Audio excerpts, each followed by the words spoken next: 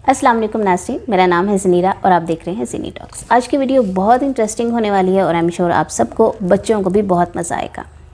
आप लोगों को कैसी मूवीज़ अच्छी लगती हैं?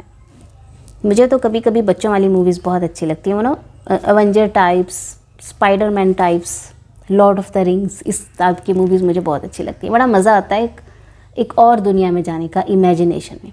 जब हम ये सब सोचते हैं इमेजिनरी वर्ल्ड के बारे में, तो टाइम ट्रैवलिंग का तो हम बहुत ज़्यादा सोचते हैं ना। ये टाइम ट्रैवलिंग का कॉन्सेप्ट क्या है? इन लोगों ने कॉन्सेप्ट कहाँ से क्रिएट किया? ये टाइम ट्रैवलिंग का कॉन्सेप्ट आया कहाँ से?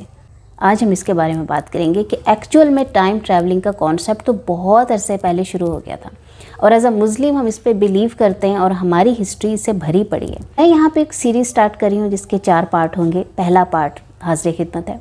इसमें मैं आपको फर्स्ट टाइम ट्रैवल के किस्से के बारे में बताऊंगी, जिसमें कुछ लोग गार में जाते हैं और वो टाइम ट्रैवल करते हैं।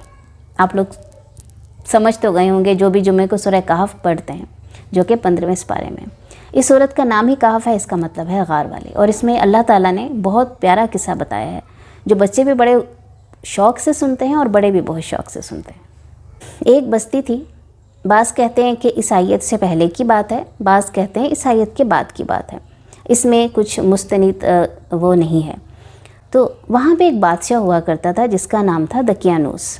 वो हम कहते हैं ना, तुम दकियानूसी बातें करते हो, शायद वो इसी बादशाह के नाम से इम्प्रेस हो के वो वर्ड पड़ा था।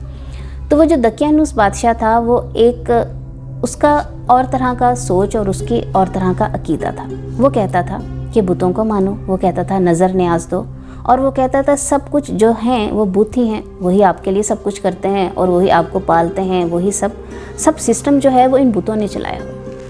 अब वहाँ पे 7 या 9 लड़के थे कुछ, इसके बारे में हमें कोई प्रॉपर वो नहीं है कि कितने थे, लेकिन 7 भी कहा जाता है, कहीं 5 भी और कहीं 9 भी।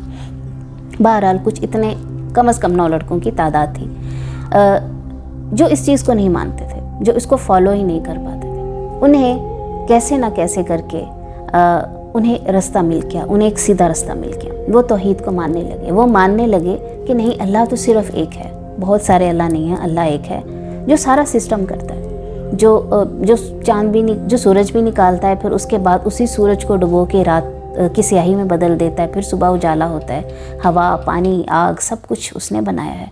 तो वो उस पर स्ट्रॉन्ग बिलीव करते थे। लेकिन उनकी तादाद बहुत थोड़ी थी, बहुत ही, वो 7 से लेकर 9 तक। बाकी जितने भी लोग थे सभी उस बादशाह को फॉलो करते थे। और वो बादशाह बड़ा जालिम टाइप इंसान था, मतलब आप फॉलो नहीं भी करते तो आपको उसकी बात माननी पड़नी थी। अब वो जो लड़के थे वो अलहदा बैठकर अपनी इबादत करते और सबसे अलग थलग रहते कि कहीं बादशाह को इसकी खबर मिल जाएगी तो वो ज़बरदस्ती अपने अकीदे पे भी हमें डाल देगा और हमारे साथ गलत सलूक भी करेगा। तो वो हमेशा अलहदा रहते और उनके अपने ही बिलीव्स थे। उड़ते उड़ते ये बात बादशाह दकियानूस तक पहुँच गई कि कुछ लोग हैं भाई जो तुम्हारे बात को नहीं मानते, तुम्हारी बात से ख़िलाफ़ है, और तो और वो किसी और बात को मानते हैं। उनका तो थॉट्स ही डिफरेंट है, उनका अकीदा डिफरेंट है। बादशाह को बहुत गुस्सा आया। दकियानूस ने कहा कि भाई हाजिर करो उनको मेरे दरबार में और मैं उनसे पूछता हूँ कि उनको क्या मामला है। उनकी इतनी हिम्मत कि दकियानूस के सामने वो अपनी बात करें। अब बादशाह दकियानूस ने उनको पैगाम भेजा कि लड़के हाजिर हो जाएं। लड़के दरबार में गए बड़े वक़ार के साथ, बड़ी तमकीनत के साथ। वो बिल्कुल नहीं घबराए, बिल्कुल नहीं डरे, और जाके बादशाह दकियानूस को उल्टा तौहीद का पैगाम दे दिया।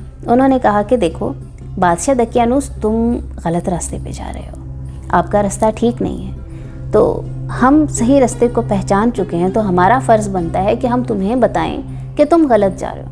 बादशाह दकियानूस ने उनकी पूरी बात सुनी और वो जलाल में आ गया।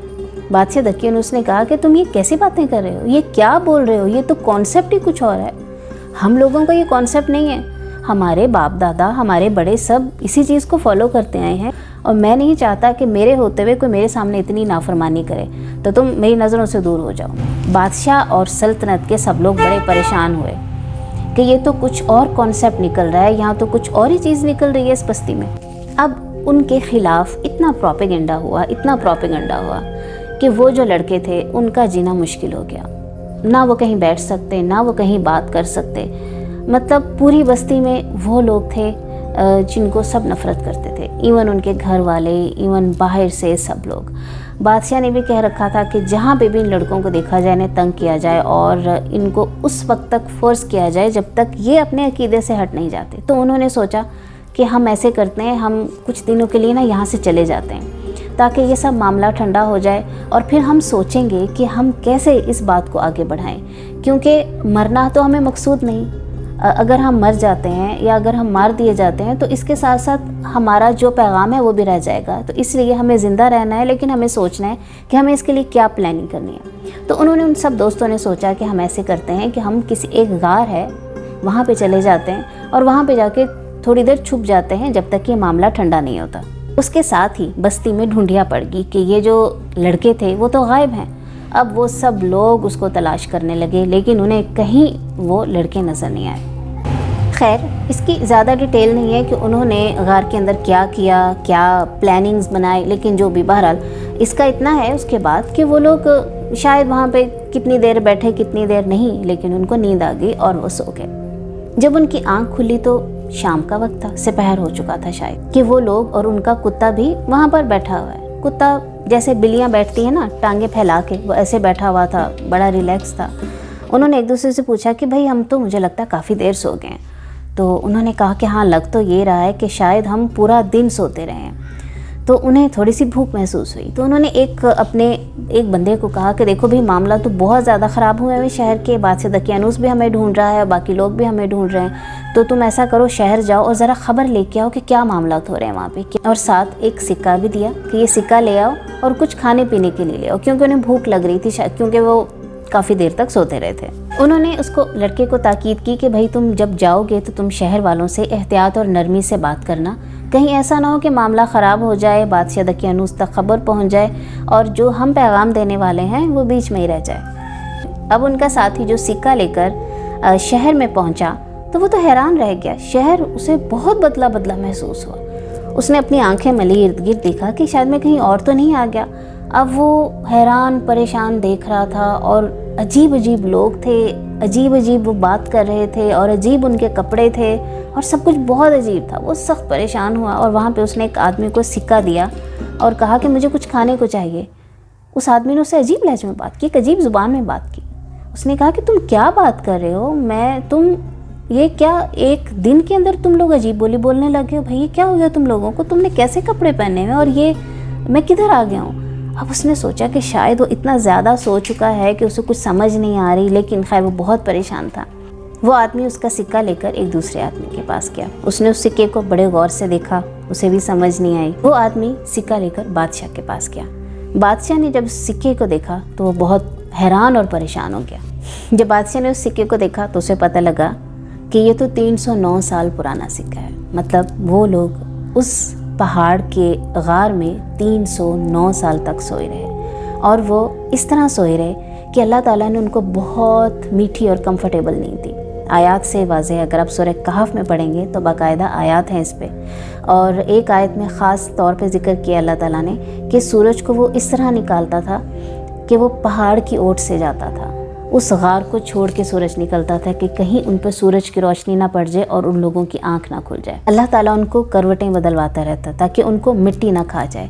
उनकी आंखें खुली थी, यूँ लगता था देखने में जैसे वो ज़िंदा हों। उनका कुत्ता भी बिल्कुल ऐसी पोजीशन में बैठा हुआ था जैसे एक जानवर सोने की पोजीशन में होता है, और वो भी करवटें बदलता रहता था। अल्लाह ताला ने उनकी हिफाजत का पूरा इंतज़ाम किया था ताकि कोई उनके करीब ना आ सके और उन्हें कोई बीमारी ना लग सके और उनकी नींद में कोई खलल पैदा ना हो। फिर उसके बाद जाके उन्हें अंदाज़ा हुआ कि वो तो 309 साल तक सोते रहे हैं और वो वाकई एक सही दीन पे और एक सही मज़हब पे कायम है, एक सही रास्ते पे कायम है, जो रास्ता सच्चाई की तरफ लेके जाता है, जो जहाँ पर मौजज़ात हैं, जहाँ पर वो ऐसी ज़ात और ऐसी हस्ती है जो कुछ भी चाहे तो कर सकता है। तो अल्लाह ताला ने ये वाक़या इसलिए किया ताकि वो हमारे लिए एक ऐसा सबक छोड़ सके, हमारे लिए मकाम इबरत हो, हम उसकी शान को समझने के लिए उसके और करीब जा सकें, हम समझ सकें कि अल्लाह ताला के नज़दीक कुछ भी नामुमकिन नहीं। वो वक्त को रोक भी सकता है, वो वक्त को थाम भी सकता है, वो वक्त को बहुत गुजार भी सकता है।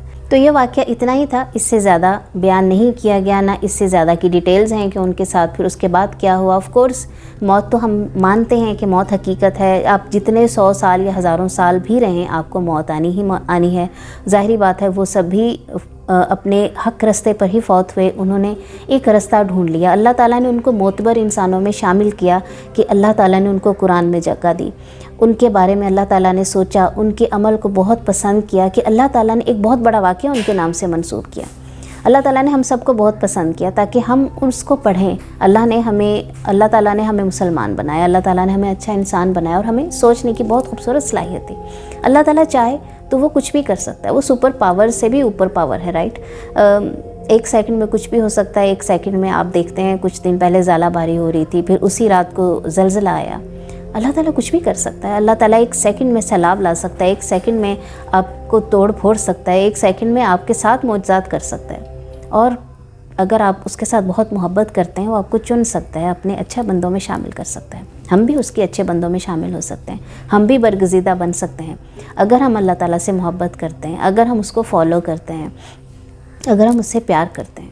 طرف ایک قدم بڑھتے ہیں وہ ہماری طرف 10 قدم بڑھتا ہے، ہم اس کی طرف 10 قدم بڑھتے ہیں وہ بھاگ کے آتا ہے، ہم بھاگ کے جاتے ہیں وہ دوڑ کے آتا ہے۔ تو اللہ تعالیٰ ہر وقت ہمارے پاس ہوتا ہے۔ تو آئی تھنک ہمیں بلیو کرنا چاہیے کہ سب سے زیادہ سپر پاورز اس کے پاس ہیں۔ ایسی ہی مزیدار سٹوری کے ساتھ، اگلے ٹائم ٹریولنگ کے قصے کے ساتھ کل ضرور میرے چینل پہ آئیے گا، اور سبسکرائب بھی کر دیجیے گا، ہو سکے تو میرے چینل کو شیئر بھی کیجیے اور کامنٹ ضرور کیجیے گا۔ اپنا بہت سا خیال رکھیے گا۔ اللہ نگہبان۔